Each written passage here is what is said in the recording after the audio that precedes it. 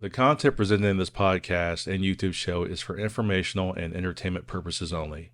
It is not intended to be a substitute for professional medical advice, diagnosis, or treatment. Always seek the guidance of your physician or other qualified healthcare provider with any questions you may have regarding your health or a medical condition. Never disregard professional medical advice or delay in seeking it because of something you have heard or seen on this show. If you think you may have a medical emergency, call your doctor or emergency services immediately. The host, guests, and producers of this show are not responsible for any adverse effects resulting from your use of or reliance on any information presented.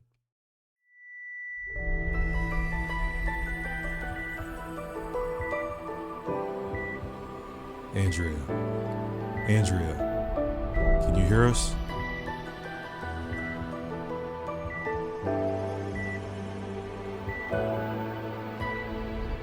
Many years ago, I died for 26 seconds. There are so many people in this world that have experienced life events that have led to their sole purpose. Wake Up Your Soul with Andrea will bring you these significant life events that demonstrate how to use those moments for guidance and life purpose. These are our stories.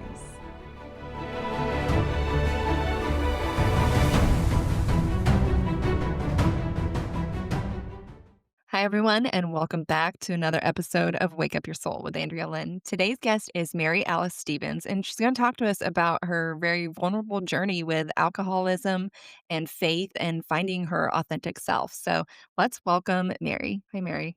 Hi, thanks for Oh, having me. thanks for being here. How are you? I'm great. I'm excited to be here. Yeah, I'm happy to have you here. And I really appreciate you being so vulnerable because I know that it's not easy to admit to people when we've been struggling in quiet with something like depression or alcoholism, things like that. So I want to go back. You said you were about 16 years old when you started drinking, is what you told me. And I want to ask you, do you know that's a pretty young age? Do you know what started that at 16 years old? Yeah, I was an insecure, self-conscious, like extremely self-conscious kid. Okay. And I really wanted to hang out with the popular crowd and I just didn't feel like I was enough. And I discovered alcohol at a party, had my first Bacardi and Coke, and it was off to the races for me. I felt like Cinderella at the ball. I felt like I could be funny and flirty and relaxed. And I was like, "Okay, well, this is what I need then to have a fun life." Hmm. So you felt like people were more drawn to you or more entertained by Yeah. you and just wanted to be around you. I can understand that. I definitely have seen that. And I mean, I feel like I have felt that at points too in my life. Like in my younger days, drinking, I was like, oh, I'm a lot funnier. I mean, people do say I'm really funny when I drink. So maybe it's just a fact. Yeah, But but then for me, I loved it so much that first time I drank, and then wound up throwing up in a cornfield, you know? And then just thinking like, "Okay, well, I guess it was worth it." And then I was like, "Oh, I'll figure out how to drink better next time." mm, And it never next time never really happened. I either just had a few drinks and I was fine, but then if I drank the way I wanted to drink, yeah. it was always kind of a disaster. Okay. So you went from a cornfield to I don't even want to know, probably. I went from a cornfield to San Diego State to college, again, a fish out of water. I was from a small town, and I went to this college had 36,000 kids. That's more than my whole town, Hmm. and I was meeting all these new people. I was nervous, and drinking created fast friendships. I was a religious kid growing up. We were really Catholic, and I prayed to God all the time, and then when I started drinking, though, I kind of severed that connection because I felt like, "I know he disapproves of this, so I can't really deal with that right now because I really need to do this." And that chasm just widened over the years. So from college, I went to Ireland for a postgraduate year, a Rotary scholarship year at Trinity College, and I fell off a wall trying to get to a party and fell like 45 feet and broke my back in 3 places and crushed my heel, and I was like, "That's not about drinking." I only had 3 drinks in me at that point, you know? Mm. So I was in denial for a long time. Yeah. Had a lot of surgeries, a lot of pain, a lot of agony.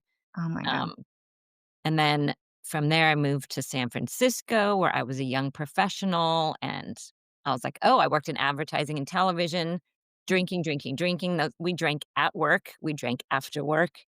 Yeah, I Mm. saw in your bio you worked in TV, HGTV, Food Network, and National Geographic, and I was thinking, "Ah, Food Network, I could see where, a lot of food around, there's probably a lot of wine and things like that too." Yeah, discovering wine was the death of me. I mean, we used to just be a weekend drinker, and I would go out and have a couple cocktails and then switch to beer. When I discovered wine, that became my daily thing, my in-home thing, and when I became a mom, that's something that I could have in the house and drink whenever I wanted and didn't have to, like, drink and drive or do anything like that, and so that's when things got Rough. out of control, Yeah. and I wasn't a safe mom sometimes when I was Yeah. drinking like that. I wanna get into that, but I do wanna go back to because I think people listening need the relatability, and I wanna go back to kind of some of the thoughts and emotions, feelings that you were having when you would drink and what was making you continue to drink. Can we talk about that a little bit? Sure. Yeah, so at the beginning, it was social anxiety, Okay. and then I just thought, "Gosh, it's like this magic bullet to put me in a super fun mood and be really fun." Mhm. And then when life started getting difficult, my brother died when I was 30. It was very unexpected. He fell when he was hiking, he fell off a cliff. Wow. And I turned to the bottle. I really drowned my sorrows in that. And then a few years later, my first marriage, it was a mistake.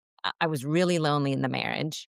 I started drinking a lot then. And then after the marriage ended and I was living alone again, I was like, how did I get here? And I didn't want to be alone because I couldn't handle all the self critical thinking. Mm.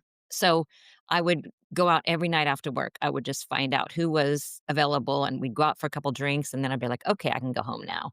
Mhm. And it started becoming my solution for everything. If I Mhm. was sad, have a drink. If I'd had a tough day and stressed out, have a drink. If I wanted to have fun, have a drink. Mhm. Okay. So, yeah, I get that. I think there's so many people. I know I've seen so many people walk in the house or, like walk into a party. It's like, oh, it's been a week. Give me a drink. And like immediately it's like somebody take the edge off. And Yeah, that edge is what I wanted to soften for Mhm. sure. And I never thought of it as numbing at the time, but it makes sense when I hear that now Mhm. when people say, "Oh, yeah, you just wanted to numb all your feelings." I mean, I think I wanted to be comforted when I was feeling bad, and alcohol for some reason comforted me. Yeah. Well, you just wanted to escape whatever emotion you were in and you knew it was going to take you to a different place. Yeah. Yeah. Ugh, that's hard. So, what became this breaking point where you finally realized, I have to be done? This is not the way of life? Throughout the years, started getting blackouts, and they started increasing in frequency, and I didn't even feel drunk sometimes the night before because my tolerance level had gotten so high. So, mind you, I was a person who could keep a full professional job, be a wife, be a mom, but when I started drinking, when I hit that tipping point, all bets were off, you Okay, know? let's talk. I want to talk about that for a second, though, because I think there's people that don't realize how much they are a functioning alcoholic because I make money. I bring money home. I go to work every day. Like I don't have a drinking problem. I'm working 9 to 5, no problem. And just because you can function and work 9 to 5, were you not drinking then maybe in those hours, like those working hours? Were you pretty sober during working Yeah. hours? Yeah, I was never a morning drinker or a drink at work kind of person unless it was a happy hour work function. Then you're But like, yes. I had one job where the HR director would walk around with a bottle of tequila at noon on Fridays, you know? Mhm. So kind of hard to avoid if you're prone to it. But the alcoholic struggle is on the inside. It's was my obsession with alcohol. It was the first thing I thought of in the morning, Mm. the last thing I thought about at night, and all day in between, like, "Is it 5 o'clock yet? Can I have a drink yet?" Can I manage to just have 1 drink? No, I can't. I have to have 2. It was like Noah's Ark, drinks come in pairs. And that obsession, I think, is the indicator of an alcoholic. Mhm. Absolutely. Okay. Yeah, that makes a lot of sense. I like that you're sharing that because I think those are the pieces that people really need to hear so they can question where they're at with their own journey of alcohol. Yeah, Okay. the shame that you can't control it, and the shame that you feel like the hangovers are so painful physically, but also emotionally. You just start beating yourself up like, "How could I let that happen last night?" And, "What did I do? What did I say? Am I in trouble with my husband? Did I" you look at your phone and you're like, "Did I text anything stupid or call anybody I shouldn't have?" That whole emotional Roller coaster. and roller coaster was just I thought it was what I had to go through to continue to keep drinking because I thought drinking gave me all this stuff, and that after I got sober, I realized that was all made up. That was all kind of they call alcohol cunning, powerful, and baffling in AA, and it is. Like, Mhm. it really rewires your brain to think that you need that to be your best self, when in fact, it's the opposite. Yeah. So let's go back to this breaking point and finally realizing, okay, this is not the way of life. What happens? Right. There was a daytime pool party. It was summertime. My kids were 4 and 5, and we went there, and it was at a good friend of mine's house, and she always poured great wine, and I was drinking, like, a glass of rosé about this big, and in the pool, and I kept getting refills, and my husband was like, "It's time to go," and the kids were swimming around. And I'm like, "I don't wanna go, I'm having fun, like, you be the parent." And my 5-year-old was swimming in the deep end, he didn't know how to swim, right? So he was on a noodle, and I was laying on my raft, and he kinda noodles by, and I'm like, "Don't make mommy put a wine glass down to have to save you if you fall off that noodle." And I said it as a joke to make my friend laugh, but it clicked in me like, Mm. "Your priorities have gotten really screwed up." I can hear that as just a joke, but for somebody that actually has a problem with alcohol, it's like, wow, I can't believe that came out of my mouth. Yeah. Yeah, that's it, and then I proceeded to get blackout drunk, and when we were leaving before I blacked out, when we were leaving, my husband was really annoyed with me, he's like, let's go," and I said, "You get the kids in the car, I'll gather up our stuff." So what I meant by gather up our stuff was I went into the kitchen and slammed a glass of wine, like, top to bottom, like a drip running down my chin, because I didn't wanna lose that, like, I didn't wanna go back to being boring old housewife Mary, and Mhm. I knew we had, like, an hour drive home, and that left me derailed, and then the fact that I blacked out after that, like, I woke up the next morning, I didn't know who put the kids to bed or fed them or bathed them or anything, and that was the first time I had gotten that way in front of the kids. Mm. That petrified me, and my husband was not in bed next to me that morning, and that was the first time he'd ever slept in a separate room. And I just said, "That's it." The cons have outweighed the pros. I had kept a close measure all these years thinking I might have to quit one time, but not yet, not yet. And then I just thought, "What am I waiting for? Am I waiting for something tragic to happen to one of my kids?" You know? So that morning, I just was like, "I don't know how I'm gonna quit, but I have to quit." And I just said this quick prayer. I hadn't prayed in decades, and I said, "God, please help me quit drinking." And I haven't had a drink since, and that was 14 years ago. Wow, congratulations on Thank that. You're welcome. I wanna ask, did people say anything to you about your drinking? Had anyone ever had your husband said anything? Had friends ever said, Mary, I think you might drink a little too much?" only my husband. Okay. I guess because I probably surrounded myself with drinkers, Yeah. and I was a fun drunk. I wasn't like the weepy, cry, screaming, yelling type. I also didn't have any of those external consequences like a DUI or any of that Okay. stuff. But my husband definitely he would get annoyed and we would have arguments about it, and I would get defensive. But Mhm. that morning, after I'd already decided to quit, he was like, "You've got a drinking problem." And I'm like, "I know, I know." Oh, wow. Okay, so then you get into AA and you quit drinking. Talk to us a little bit about the journey of quitting. And I mean, was there any going back or God just answered your prayer and that was that? God answered my prayer, but he didn't make it easy. Okay. It Okay. was a huge, a complete identity shift for me. I mean, I've been drinking for 30 years, and I didn't quite comprehend that drinking was every facet, like, mm, making dinner, I had a glass of wine in my hand. Having dinner, another glass. Putting the kids to bed meant, "Oh, now I got to sit and enjoy my Chardonnay and Cheez-Its and watch Real Housewives." Take a hot tub, drink, everything on all my socializing what revolved around drinking, and I'm a very extroverted person. So, I kinda had to start over from scratch, and I felt so raw and vulnerable and exposed, and trying to navigate the, "Why aren't you drinking?" And I would just make it up, and I'd be like, "Oh, I have a bladder infection. Oh, I don't feel well, or I've gotta go to an event that I have to drive to later," or so just managing all that was really challenging, but at the same time, I was so proud of myself. Like, every day I woke up knowing this time I had quit for good.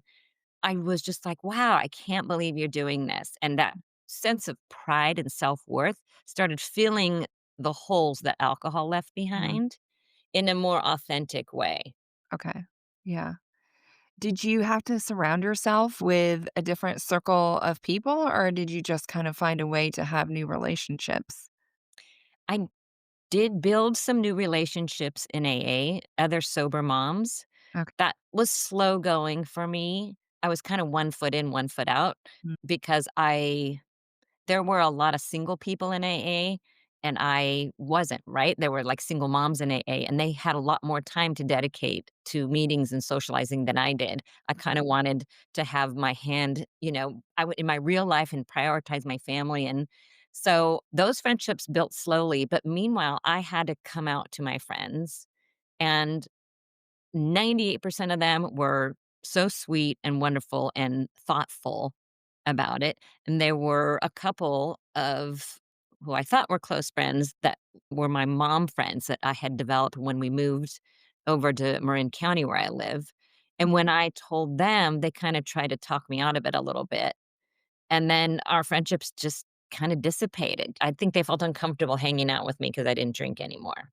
yeah, that's always been interesting to me, the people that can't seem to hang out with people unless they're drinking also. It's such a weird psychology thing to me. I can't understand it. Like, what do you care what is in my glass? Like, why do you care? Yeah. Yeah, well, there's a point of disconnect, right? When everybody's having their 1st or 2nd drink, you're all connected, you're all chatting, and then when they go on to their 3rd, 4th, etcetera drink, then there's a disconnect, and I used to be that person, I know that very well, where you just get a little bit louder and you're laughing harder and you start repeating your stories, and then the person who's not drinking is like, "That's not so fun." Yeah. Like, "We've heard this. Okay, we're done." And I'm sure the people that are drinking can kind of sense and feel maybe the judgment or the disconnect, like you're saying, for sure. I think for sure because it was me. I think that if they were well, when I used to drink heavily, I would just avoid the non-drinkers at parties. I would just surround myself with the drinkers because we were all on the same plane. Mhm, So, yeah, now that I was sober and I wasn't judging them, I just felt disconnected from them. mhm. Well, I think when you're I don't know if this is accurate or not, but to me, when you're sober, the depth of conversation and thought processes is just a little bit deeper than when you're sober. And it is hard. How do you connect and have a conversation when your brains are kind of just functioning at different levels? I think. Or the drunk person is so overly sincere and emotional and lovey-dovey. You're like, I mean, I would maybe take 20% off whatever you're saying, and maybe that's where the truth is, you know? Yeah. Well, exactly. Yeah, there's such a lack of depth and seriousness to the conversation. So it's like, this is just so meaningless to me. I This mean, is I not can get as superficial as anyone, but a sober superficial is like you know what you're getting, you know? yeah.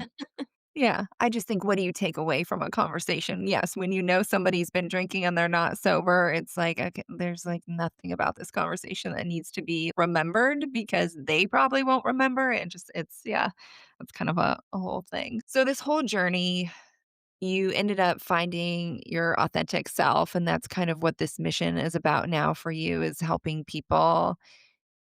Maybe for some, lean into their faith if that's what it is for them to help find their authentic self, but can you talk about that a little bit? Because you wrote a book. Yeah. So I wrote a memoir about my sobriety journey called Uncorked. And I am certainly no evangelist. I think spirituality is such a personal, private Mhm. thing for me Yeah. anyway. But I couldn't ignore the fact that it did play a role in my sobriety. It changed. There's a lot of talk about the God of your understanding. So that could be anything. It could be nature, it could be an actual God, it could be an energy feeling, you know? So I really had to be open-minded when I got into AA because my God was cookie cutter Catholic God, you know? And that whole Catholicism wasn't fitting for me anymore. So when they said the God as you understand him, I really had to do some deep soul searching there. And I realized when I'm out in nature, that's where I feel really at peace and calm. And so I do still believe in God, but I feel like that's my church. Like getting out in nature is my church. And that helped me feel my authentic self. And then I had a therapist who taught me there's this Greek word called telos, which is your unique purpose. And I was telling her, like, I'm having an identity crisis. I don't even know who I am without alcohol. And she said, all right, here's how you start. You notice things that you like, and you say, this I like, I want more of it. Mm. And then you notice things that you don't like and you say, "This I don't like, I want less of it." Some examples, because I think this is a good tool for people. So it's paying attention to how you're feeling. So when I was trying to convince these couple friends that I was still fun, merry, even though I wasn't drinking, that whole energy I was getting from them, I realized, why am I chasing that? Just let it go. Okay. And then when I was out in nature or connected with a true friend having a deep conversation, I just started going, okay, so you now are less of the more the merrier, Mhm. and you're more one on one, small group. Like that was what fills your bucket, Mm. you know? Okay, yeah, so you are really finding those moments in life that are really bringing you joy and the moments that are maybe a little bit stressful. I mean, that makes a lot of sense too when you're trying to overcome something and not get sucked back into it. You gotta stop filling your life and filling your cup with these things that are unfulfilling, stressful, all that. Yeah. And I used to be super productive. I was a producer for work for so long. And I used to approach parenting like a producer. Like, you guys play over here. I'll get dinner ready. Da da da da da da da da. And everything was about efficiency. Yeah. And then I realized I had to put connection before efficiency. Just forget unloading the dishwasher, sit down, play with the kids, even though it's not on the timeline, like let it go. And in those moments, that filled my cup.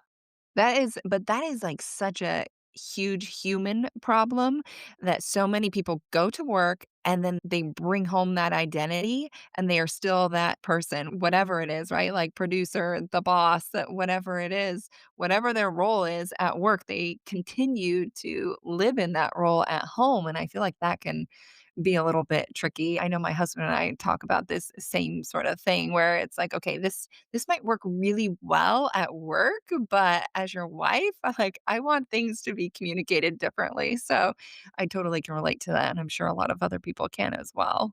Yeah.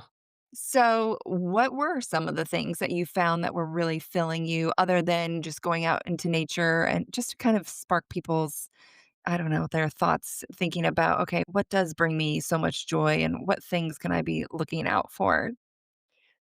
My big lesson was to slow down, Mm. which was very hard, and slowing down and being really present. So in the morning, if I can get out, well, I have a dog, so I have to get her out. But when I get out, instead of popping something in my ears, I read this 10-minute walk, listening to bird song really kind of juices you up for the day. And it's so true, you know? Okay. It's the dorkiest little things. I put a hummingbird feeder right outside my kitchen window, and watching them zip as I'm just doing the dishes or whatever makes me super happy. Little things that are meditative. I can't sit and meditate, I'm too antsy, but I am too, but I love, love, love meditation. I really think it's really great to quiet your mind, but for me, I have to do the guided meditation. Somebody's gotta keep me, like, hanging on. right. So my version of that is doing puzzles. Okay. Um, Shockingly, when I'm trying to figure out where this little piece goes, I can't think about anything else, Mhm. and it calms me, and I only do puzzles of, like, beautiful landscapes, so Okay. I'm building something beautiful, you know? Yeah. Deadheading, I couldn't call myself a gardener, but I do love to deadhead, What? so I don't know what that is. it's when you cut the dead, Okay. blossoms or Okay. the dead branches, Okay. and then everything, instantly looks so much better and fresher. O That I find very, okay. zen. Yeah.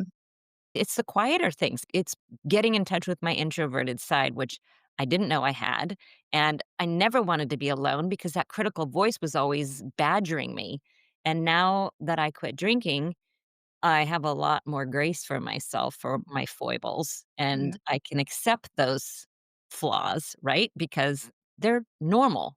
Yeah. They're not alcoholic. There's nothing sexy and wild that I can say, but it's those little things that are bringing me joy. And just watching my kids, I mean, they're now 18 and 19, Okay. and when they come home, we're just new empty nesters, but I'm can't wait for them to come home for Thanksgiving, and just Mhm. watching them making me laugh and hanging out with them, simple Yeah. stuff.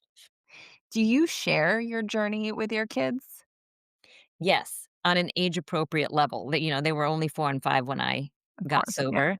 So they'd be like, "What meeting are you going to?" And I'd say, "I'm going to a mommy meeting to Yeah. learn how to be a better mommy." And then when they were in middle school, I talked to them about it because we do have the gene in our family. I'm Mhm. not the only alcoholic. So I tell them about their vulnerability around alcohol. And then in high school, I started writing my sobriety memoir, and I'm like, "You can read it whenever you want." I'm very open about the vulnerabilities and the dangers and the susceptibilities of alcohol. Yeah, I've always thought about that. I think it's really important to talk to your kids about the genetic components that go into addiction in general, right? It's not just alcohol, there's the drug addiction as well that can run in families. And it's I've always wondered, I don't know exactly how you do approach that and and what is the right time for all that. I don't know on that. But I think it's always a little younger than you think, okay. and I think there's a way to do it with your kids that they can understand, and, I mean, kids are smart, and they can understand stuff like that. Yeah, I mean, I think like you're saying, it has to be age appropriate and you kind of just go with where they're at, right? I mean, Yeah, we all know kids kind of start to dabble and drink in high school, even though they shouldn't. Like, we know that stuff starts to kind of happen. And I'm sure you just base it on the conversations you're having with your kids as they start to discuss it. Maybe their friends drinking or whatever. And then it's like, okay, this is the time. Let me tell you about mommy's journey a little bit and how it can go the wrong direction pretty quickly. yeah. So, what would you say for people that are trying to end their journey with alcohol? Something that I wish I had thought to do before I did it, but it's hard, is I kinda thought you had to be done drinking when you went to AA or a 12-step program. Mm, But you only have to have the desire to mm, quit, and I wish I had kind of stepped my toe in the waters a little more, because I think had I not felt like that was a huge barrier, I think I would have probably gotten sober sooner if I understood alcoholism better. So I would say before you even quit drinking or think about quitting drinking, just research alcoholism a little bit. It's so easy now. There's so many support groups on Facebook and Instagram and the internet and Quit Lit, sobriety memoirs that you can read and see if something resonates with you. And then I would tell them that, yeah, it is hard, but what you get on the other end is so much better. I mean, I'm content.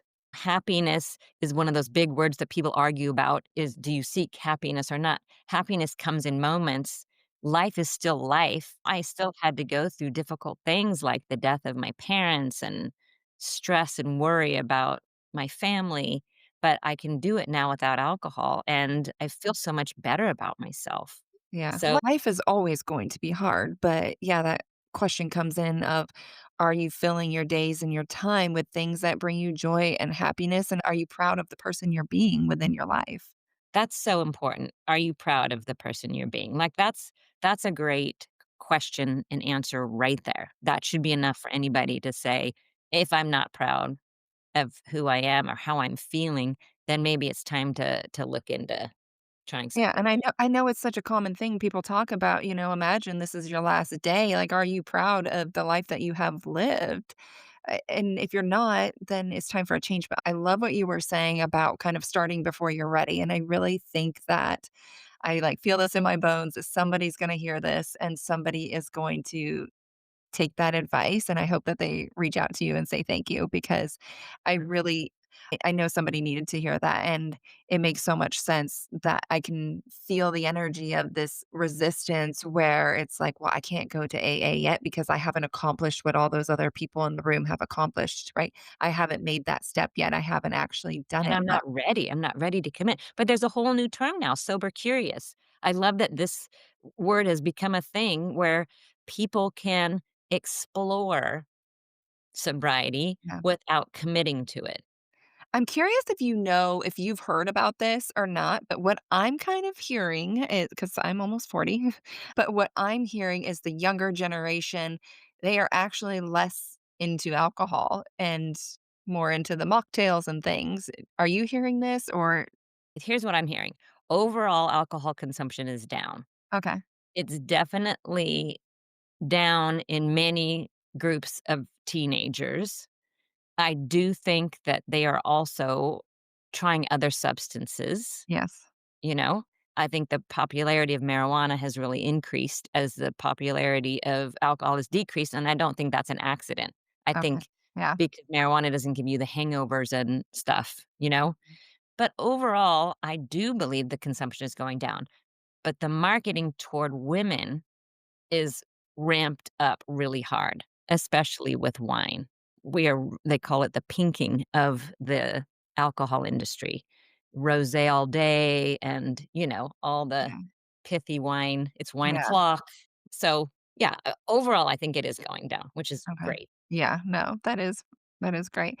Is there anything else you wanna share with people about how they can find their authentic self? Gosh, I would say don't be afraid to kick the cobwebs of your soul because we all have them and Yeah. it's not so scary. Just learning to sit with yourself and feel your feelings. That's something that I didn't do until I was 45. And I wish I had started younger. I mean, my journey was my journey. I got here when I got here, but I wonder what life would have been like had I Mm. come to that realization a lot Yeah. younger. Yeah, I think it's really important people just embrace that shame that you're feeling and process through it and ask yourself why and what made you feel that way in the first place so that you can prevent it from coming back. And have faith and hope.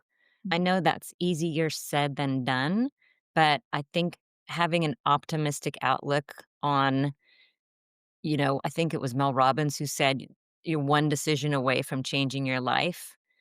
It really is that impactful, and I am so grateful that I was able to do it, and I have to give credit to God or whatever we wanna call it, that he had my back, and I Mhm. think that I asked for that. I asked for him to have my back, and so whatever support it is that works for you in your life, asking for help is the most wonderful thing because being connected with if it's other people or a group or even your husband, like being honest with your partner about what you're going through. I was always like, I can't talk about the problem until I have a solution. And that's not true. You can just talk about the problem. Mhm. Yeah, you're saying exactly what this show is about, though. It's about hope and it's about sharing stories and people being vulnerable because there's so many people that are living the same life that you are living, but they're too ashamed to even admit it or talk about it with somebody else. And they just don't have the hope and they can't see the light at the end of the tunnel. And I bring these stories to people so that they can listen and have hope and see that, okay, I'm not the only person dealing with this. I'm not alone, and there are ways. And for me, one of the biggest tools in my getting well with my whole crazy health journey that I went through was just hearing other people's stories and taking bits and pieces, because you're never going to mirror somebody's story exactly. But when you hear 20, 30, 40 different stories, you can start filling your toolbox with all these different little things and find what really works well for you. And that's what I had to do, was I knew I wanted different, I knew I wanted better, and I knew I wanted to get well, and so I just kept reaching out to people and finding new answers and things I hadn't heard before and going down those roads to try to get myself well. And I think it's the same for any struggle that anybody's having in life. You just have to find your people. And obviously for you and with alcoholism, AA's a great place to start. Find your people, because everybody in that room has walked through a very similar road that you have. And I'm sure some people think, well, they haven't, they're not drinkers because of the things that I've been through. The things I've been through are like really hard. We always think that our hard is harder than somebody else's, right? And it's Right, just, right. and we all get to perceive our hard however we want, and I understand that, but I think people have to understand that everyone in that room, they want they want the same goodness that they've had for others. And they're so wise and humorous. There's a lot of humor in those rooms. Like, I thought once I quit, I'd never laugh again, you know? And the first 2 weeks, I'm like, "This is horrible. I'm not laughing." And then I went in, to the meetings and I started cracking up. And what I once thought was insurmountable actually happened. And it's like that old stupid joke, how do you eat an elephant? One Yeah. bite at a time. Oh, It's that same way with making major life changes. You just do it one bite at a time, and yeah. then the montage happens, and then boom, you're in a different place. Yeah, it's just piece by piece, and it's not overnight, and I know with my own journey, and I'm sure with yours, like, it probably does not feel like you're out of it for quite a while. You're still working through it, but if you had more clarity, you'd be able to see, like, I've actually come a really long way, but it's really hard to see until you're all the way to the other side, so you just have to keep putting one foot in front of the other for sure. Yeah, and it's personal development, so I don't think we ever stop developing, No. and now I just have that big obstacle of alcohol out of my way, so it's the path is cleared for me Mhm. to enjoy the personal development process. Yeah. So, Mary, where can people find you if they want to connect with you, and where can they buy your book? I know your book was Amazon bestseller, number one bestseller, new release. It was a new release in alcoholism, recovery, and midlife. So that's it. It's called Uncorked. And you can find me on my website, maryalice.stevens.com. That's Stevens with a PH. And you can get my book on Amazon or any local bookstore. Okay. And absolutely reach out to me. I would love to hear from anybody. Do they reach out through your website? Yeah, on my website, there's a Okay. contact me Okay. section. Okay. Great. Well, thank you Yeah. so much for sharing your story. Thank you. Thank you for having me.